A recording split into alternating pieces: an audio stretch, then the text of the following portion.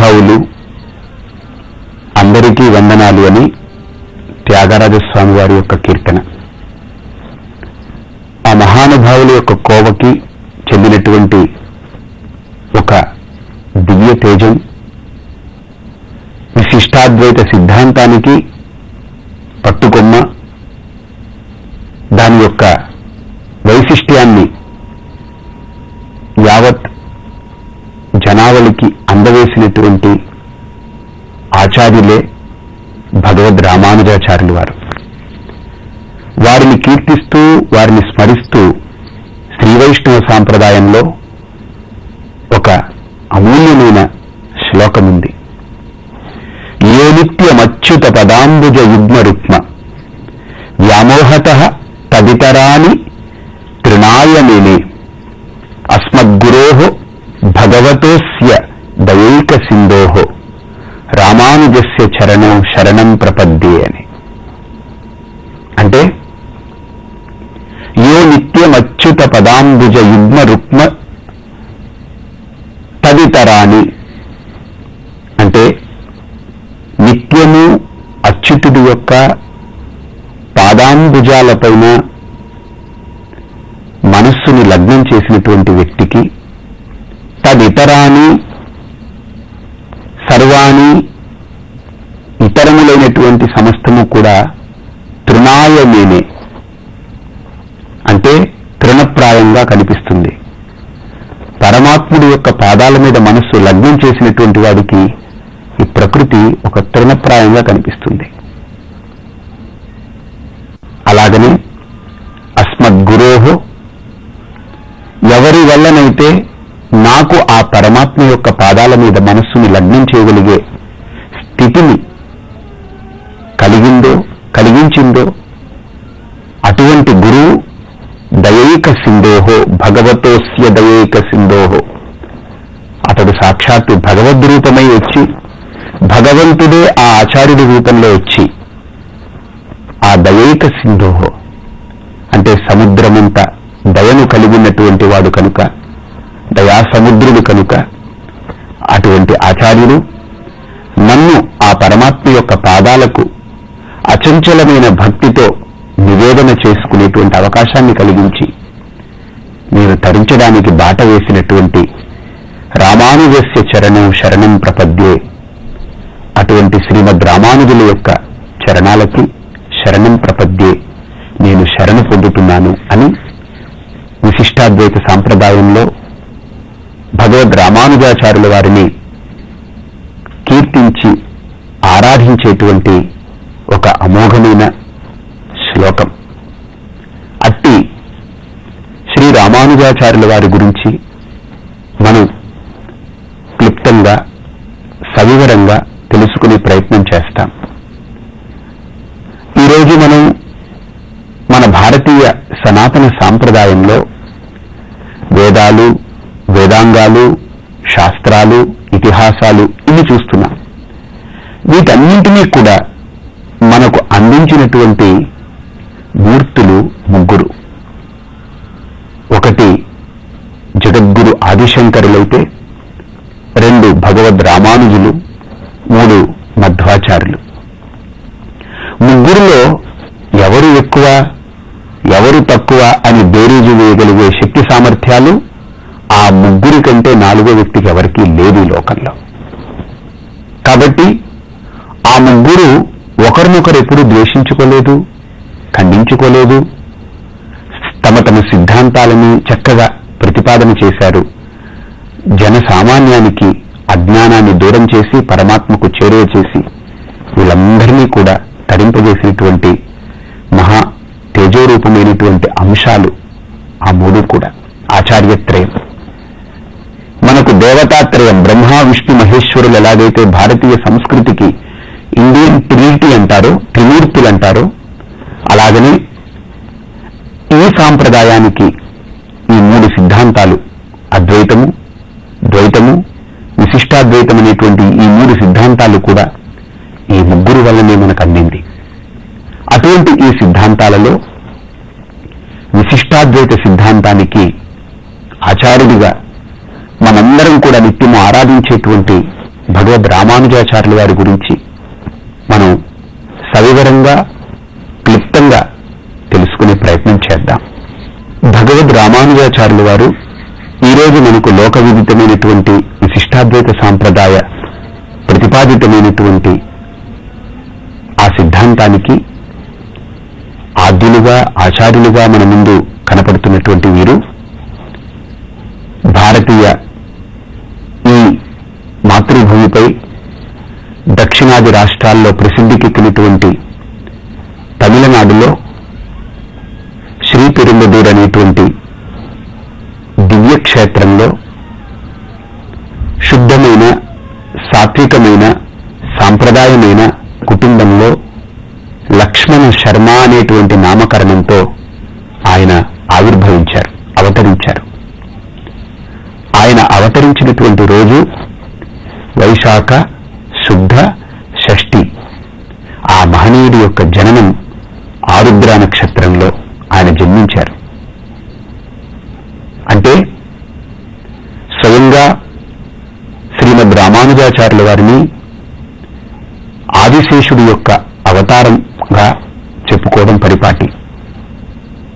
వారు అవతరించినటువంటి నాటి నుండి యథావిధిగా వారి యొక్క నిత్య జీవితం కొనసాగుతున్నప్పటికీ లోపల వారిలో ఒక ఆధ్యాత్మిక తపన, ఒక వేదన, నేను తెలుసుకోవలసినటువంటి అంశాలు నేను పొందాలనేటువంటి ఒక తీవ్రమైన జిజ్ఞాస.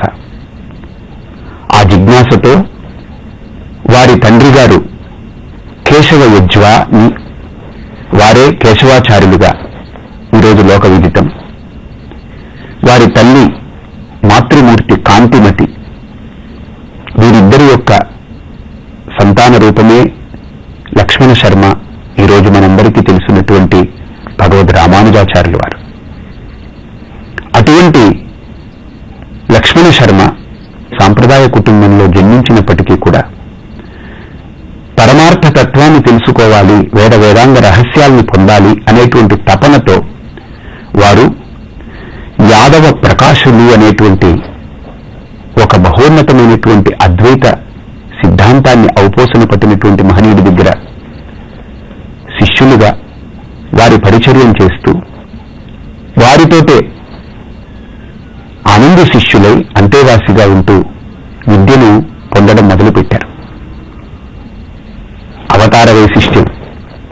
కొంతకాలానికి లక్ష్మణ శర్మలో అనుకోని సంఘటనల వల్ల వారి యొక్క ఉపాసనా బలం, అవతార వైశిష్ట్యం యొక్క ఆ అంశ వారిలో పొడచూపడం మొదలుపెట్టి వారు చెప్పే వారు వివరించే ఒక్కొక్క అంశాలని గ్రహించినటువంటి యాదవ ప్రకాశులు ఇతను గురువుని మించిన శిష్యుడు అనేటువంటి స్థితిని గ్రహిస్తారు. అటు పిమ్మట వారిని వేరే గురువుల దగ్గరికి వెళ్ళి విద్యను అభ్యసించమంటారు.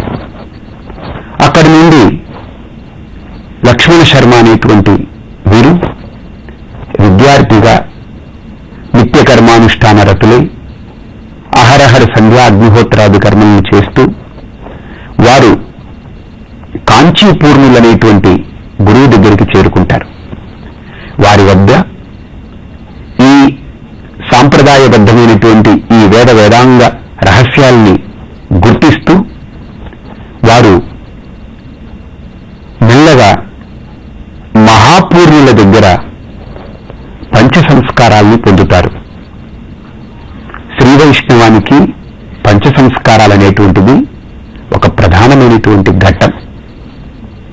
ఎలాగైతే మనకు షోడశ సంస్కారాలు గర్భాదివాసం నుండి ఉంటుందో అలాగనే ఇక్కడ శ్రీ వైష్ణవ సాంప్రదాయంలో శిశువు పుట్టగానే వాడికి ఈ పంచ సంస్కారాలు చేస్తారు. అంటే శంఖచక్రాలని రెండింటినీ కూడా భుజకీర్తులుగా ధరింపజేస్తారు.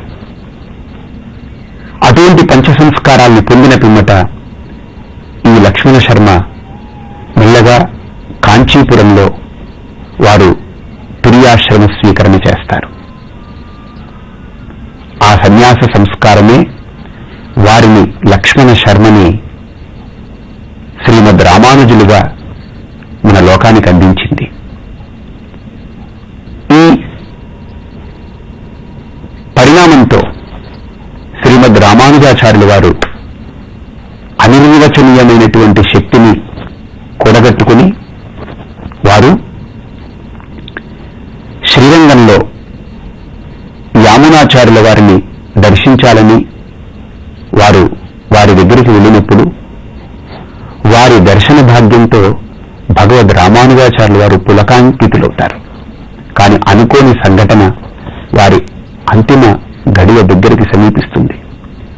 ఆ సమయంలో యామునాచార్యుల వారు తుదిశ్వాస విడిచే సమయంలో 3 వేళ్లను మడిచిపెట్టి ఆయన శ్వాసను విడిచిపెడతారు. ఆ 3 వేళ్లకు సంకేతాన్ని గుర్తించినటువంటి శ్రీమద్ రామానుజాచార్యుల వారు వారి సన్నిధిలోనే వారి యొక్క దేహం దగ్గరే ఒక ప్రతిజ్ఞ తీసుకుంటారు.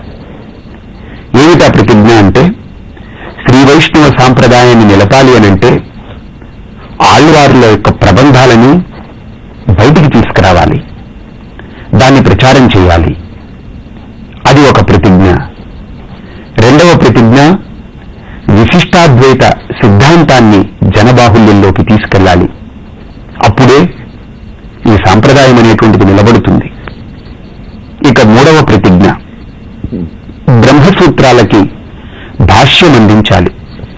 అంటే బ్రహ్మసూత్రాలు అనంటే ఏ మహర్షి అయితే వేదాలను చక్కగా విభజించి అనంత రాశిగా పడినటువంటి శబ్దరాశిని విభజించి ఋగ్వేదము, యజుర్వేదము, సామవేదము, అథర్వణ వేదమని అందించారో, ఏ మహర్షి అయితే శిక్ష, కల్పము, ఇలాగా శిక్ష, కల్ప, వ్యాకరణ, ఛందో, జ్యోతిష్యం అనేటువంటి ఈ శాస్త్రాలను విభజించారో, ఏ మహర్షి అయితే న్యాయము, వైశేషికము, యోగము, మీమాంసము, పూర్వమీమాంస, ఉత్తర మీమాంస అనేటువంటి షడ్దర్శనాలకి ఉత్తర మీమాంసా దర్శనకారుడే నిలిచారో, ఏ మహర్షి అయితే పురాణాలని అతి సామాన్య స్థితికి వేదాంగ రహస్యాలని పురాణాల రూపంలో అందించారు, ఏ మహర్షి అయితే సగుణ నిర్గుణాలని అనుసంధానం చేసినటువంటి మహనీయుడిగా మనందరికీ ఆవిర్భవించారో అట్టి మహర్షి వ్యాస మహర్షి.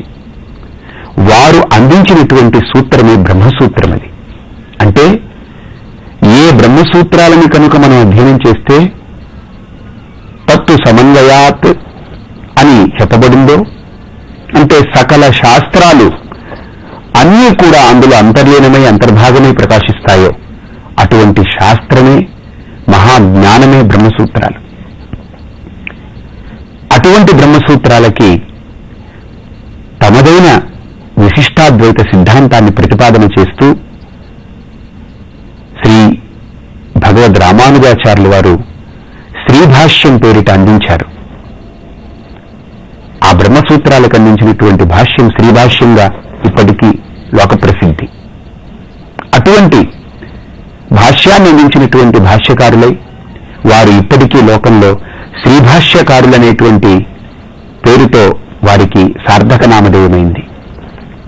అంతేకాదు, ఈ 3 ప్రతిజ్ఞలు పూరినటువంటి శ్రీమద్ రామానుజాచార్యుల వారు వారి గురువుల వద్ద అధ్యయనం చేసినటువంటి సాంప్రదాయమైనటువంటి విద్యను నిరంతరం ఉపాసన చేస్తూ తదేక చింతనతో ఆ భగవత్ పాదాల యందు భక్తితో, అంకిత భావంతో, ఆత్మనివేదని దాంట్లో లీనమై తత్పరతతో జీవితాన్ని, నిబద్ధమైనటువంటి జీవితాన్ని, సత్యబద్ధమైనటువంటి జీవితాన్ని గడుపుతూ నిత్య నైమిత్తిక కర్మానుష్ఠాన రతులై శ్రీమద్ రామానుజాచార్యుల వారు ఒకనాడు గోష్ఠీ పూర్ణుల వద్ద వారు 18 సార్లు తిరిగి తిరుమంత్రాన్ని పొందుతారు. ఆ మంత్రాన్ని వారు గాలి గోపురం మేడ మీదకెక్కి మొత్తం జనబాహుల్యాన్నంతా కూడా అక్కడికి పిలిపించి ఆ అష్టాక్షరి మంత్రాన్ని, ఓం నమో నారాయణాయ అనే మంత్రాన్ని నీ నా భేదం లేకుండా, తరతమ భేదాలు లేకుండా సర్వ మానవాళికి కూడా గోపురం మీద నుండి ఉచ్చస్వరంతో ఘోషించి సామూహికంగా మంత్రజపాన్ని అందించినటువంటి ఏకైక దివ్యమూర్తి శ్రీ భగవద్ రామానుజాచార్యుల వారిని చెప్పుకోవాలి. ఒక్కొక్కరి దగ్గర ముఖే ముఖే సరస్వతి అని అంటారు. ఒక్కొక్కరి దగ్గర ఒక్కొక్క విశిష్టత ఉంటుంది. వీరిలో మనకు కనిపించే విశిష్టత సర్వ జన సౌభ్రాతృత్వం, సర్వ మానవ సౌభ్రాతృత్వం, అందరిలో ఆ పరమాత్మతత్వాన్ని దర్శించగలగడం. ఆ ఉచ్చనీచాలనే భేదం లేదు. శ్రీ వైష్ణవులే తిరునామం చెప్పాలి, లేదా శుద్ధమైన వైదిక సంస్కారం ఉన్నటువంటి వాళ్లే ఈ నామాన్ని చెప్పాలి, లేదు బ్రాహ్మణులే దీనికి అర్హులనేటువంటి భేదభావం చూపించకుండా గాలి గోపురం పైకెక్కి ఉచ్చ స్వరంతో అన్ని వర్ణాల వాళ్ళు, మానవుడిగా పుట్టినటువంటి వాడే కాకుండా ఆ సమయంలో చెట్లు, వన్యప్రాణులు, నదీనదాలు, సమస్త ప్రకృతి కూడా ఆ మంత్రంతో పులకించిపోయింది. కారణం అక్కడ ఆయనలో ఉన్నటువంటి ఆ స్వచ్ఛత, ఆయన సర్వ మానవాళికి ఉపదేశించాలనుకున్నటువంటి ఆ తిరుమంత్రం ఓం నమో నారాయణాయ అనేటువంటి అష్టాక్షరి పరమ పావనమైనటువంటి మంత్రం.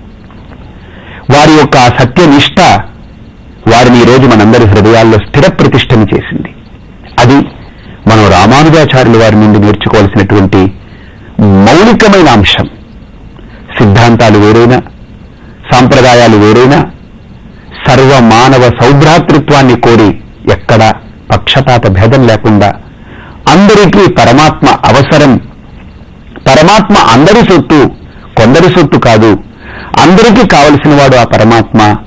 అందరికీ శ్రీహరే అంతరాత్మ అనేటువంటి వాస్తవికతను ఆవిష్కరించినటువంటి దివ్యమూర్తి భగవద్ రామానుజాచార్యుల వారు. వారిలో ఈ శైవ శాక్తేయం అనేటువంటి ఈ సాంప్రదాయ భేదాలు ఆనాడు పాటించుంటే, ఈ సాంప్రదాయ భేదాలు ఆ రోజు చూసుంటే, వారు గాలి గోపురం ఎక్కి ఈ తిరుమంత్రాన్ని అందరికీ ఉపదేశించుండేవారు కాదు. అట్టి మహనీయుడి యొక్క అనుగ్రహ ప్రాప్తి వల్ల ఈరోజు భారతీయ సనాతన సంస్కృతిలో అష్టాక్షరి మంత్రం రిక్షా తోలుకునేటువంటి సామాన్యుడు కూడా నారాయణ అనేటువంటి మంత్రాన్ని ఉచ్చరించుకోగలుగుతున్నాడు. కేవలం రామానుజుల యొక్క అనుగ్రహ ప్రాప్తి అది. అటువంటి మహనీయులు వారు రచించినటువంటి అమోఘమైన గ్రంథాలు, అమూల్యమైన గ్రంథాలు ఎన్నో.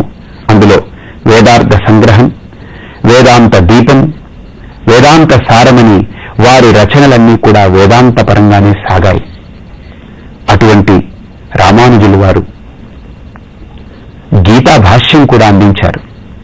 భగవద్గీతకు ఎందరో భాష్యాన్ని రచించినటువంటి మహనీయుల్లో రామానుజులు ఒకరు. అంతేకాకుండా వారు గద్యత్రయం అనేటువంటి ఒక అమూల్యమైనటువంటి అంశాన్ని శ్రీ వైష్ణవ సాంప్రదాయానికి అందించినటువంటి అమరుడని చెప్పుకోవాలి. ఆ గద్యత్రయం అంటే శరణాగతి గద్యం, శ్రీరంగ గద్యం, శ్రీవైకుంఠ గద్యమని 3 గద్యాలు.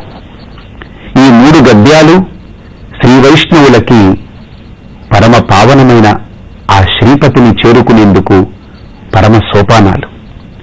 అంటే అందులో శరణాగతి గద్యం అంటే ఒక వ్యక్తి భూలోకంలో ఆ పరమాత్ముడి పట్ల ఎలా శరణాగతి పొందాలి అనేటువంటి అంశాన్ని శరణాగతి గద్యం ద్వారా భగవద్ రామానుజాచార్యుల వారు వివరించిన తీరు అనిర్వచనీయం.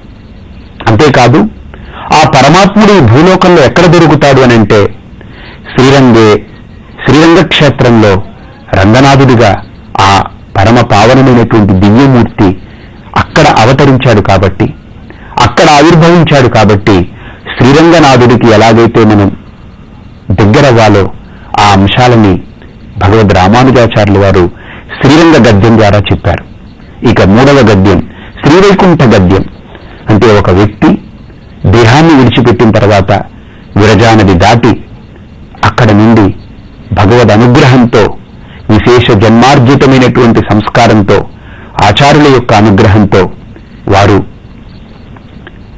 వైకుంఠాన్ని చేరుతారని, అక్కడ సాలోక్య, సారూప్య, సామీప్య, సాయుజ్య ఈ క్రమముక్తులు పొందుతారని చెబుతుంది. ఆ శ్రీవైకుంఠ గద్యాన్ని వర్ణించినటువంటి తీరు అమోఘం, అనిర్వచనీయం.